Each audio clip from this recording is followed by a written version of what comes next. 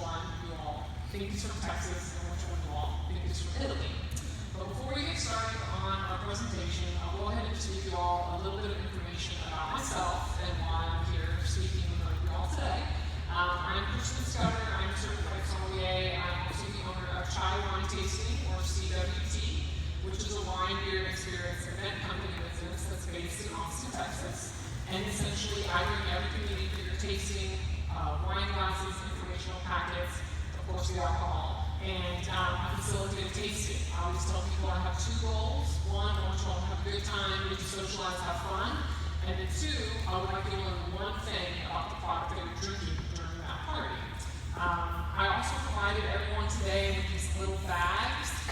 And in these little bags, you're going to find information about myself. You're also going to find information about the wines that we'll be having today, food pairing ideas, tasting notes, a little bit of information about the wines, as well as a tasting grid. Now, definitely the tasting grid is important throughout the course of this tasting, and also I hope that you use this as you all go tasting other wines and spirits today through the dripping with taste. I also have in here a little paddle, which you can see, and this is how we're going to determine what you think is Texas, what you think is Italian, things like that. So as you can see from the first slide, it says here, Texas versus Italy, do you know the difference? Again, so we're doing the wine tasting. Also here,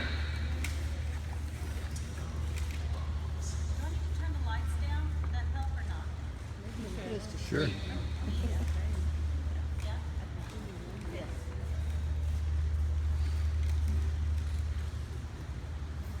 alright, so not only are we going to be comparing Texas versus Italy, we're also going to be doing Old World versus New World. I'm going to be kind of touching on that throughout the presentation, the difference between Old World and New World. So as it says on the screen, Old World is basically anything that's grown in Europe. New World is everybody else. So therefore with this, Old World would be Italy, New World would be Texas. So that's kind of two, whenever you hear Old World, New World, that's what they're talking about. Also here, if you're wondering what's the difference between Old and New World, of course there are exceptions to this rule, as there are with everything. But in general, Old World will be higher acidity, also have less fruit profile, a little more earthiness to it as well. You'll also have a little less alcohol, and you'll hear descriptors such as like softer, subtle, elegant, as a way to describe the wine, like wine magazines and things like that. New World, on the other hand, is pretty much the exact opposite. You have much more fruit, be a little less rounder, a little riper, less of an earth profile, stereotypically less acidity, and of course more alcohol. And lastly, you'll hear words such as bold, brazen, kind of in-your-face flavors. I once read a review on a Cabernet Sauvignon from Napa Valley, and literally the gentleman reviewed it by saying, punchy in-the-face flavors. And so that's kind of what we're known in the New World. That's the profile that we like. Alright, so why did I pick Texas versus Italy? What is the significance between both of those? Well, the significance between both of those is terroir. Now, terroir is a French term. We don't actually have an equivalent to it in English, but it basically means soil or land. It'll basically mean everything that happens to the grape from the moment it's planted as a vine up until the moment it lands in your glass. So it's literally the entire environment that produces the wine. So it's pretty important. I put here too a couple of the grapes that are growing really well in Texas right now to kind of compare and contrast Texas and Italy. Texas and Italy both stereotypically pretty hot, arid. They're going to have more limestone-y, kind of less fertile soils, which grapes love. Winemakers definitely kind of debate this back and forth, but stereotypically, the less fertile a soil is, and the more the vine has to struggle to grow, the better juice you actually make. And so that's why they like less fertile soils. So I outlined here a couple of red grapes, or a few red grapes actually, that are growing really well in Texas right now, and I do think we'll start gaining momentum as we start growing as an industry. Tempranillo, so whenever you all are out there at the Dripping Fruit Taste, definitely check out Tempranillo from every winery that you can. Probably more than likely be some of the better tasting reds you're going to have today. It's a Spanish origin. Mourvedre is actually Spanish origin as well. We have Petit Verdot, Petit Syrah, Sangiovese, highlighted on bold, because of course we will be having that here shortly. And Tannat and Syrah. A couple of white grapes to kind of keep your eye on will be Viognier, Roussan, Muscat, and of course Vermentino, which again we'll be having that today. So, going a little bit of history about Texas wine industry. Here, of course, we have basically the father of Texas.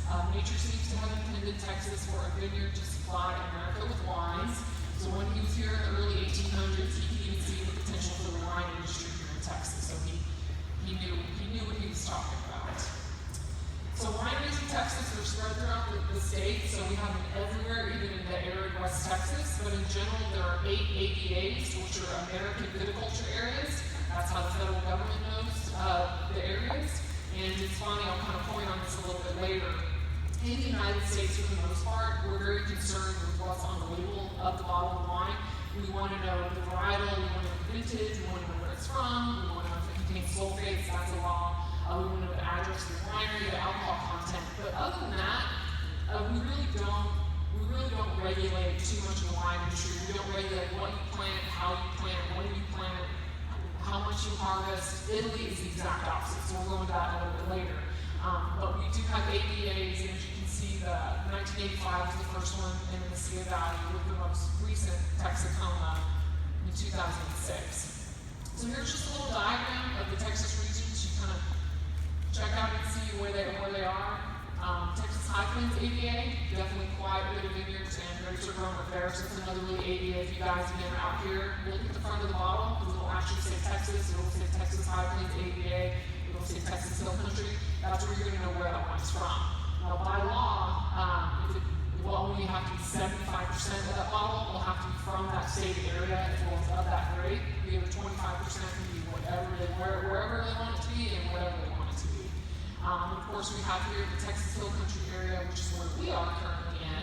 And there's a couple AVAs within that, Bell Mountain as well as Fredericksburg.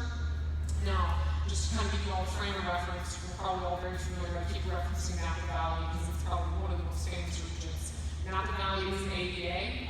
In Napa Valley, there are 15 separate AVAs, such as St. Helena, Diamond Mountain, Oakville, Rutherford, and the list goes on and on and on. So we're kind of doing the same thing here with the Texas Hill Country, starting to subcategory down regions. So.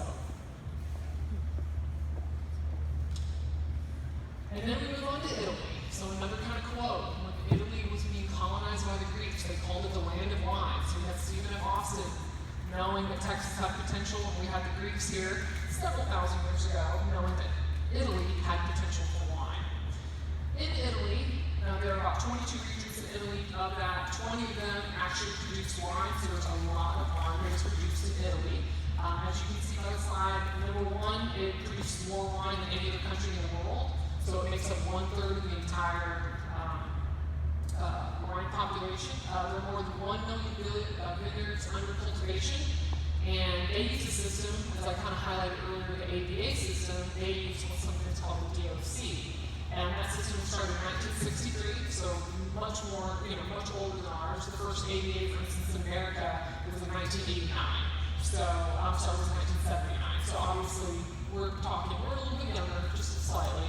And they actually have broken that up over time into 3 categories: DOCG, DOC, IGT, and table wine. Currently, there are 74 DOCGs. We'll be having a DOCG today. I know Chianti is the highest level, and they kind of go in descending order from there. And of course, in Italy, I'm sure we're all familiar with the cute little booth here.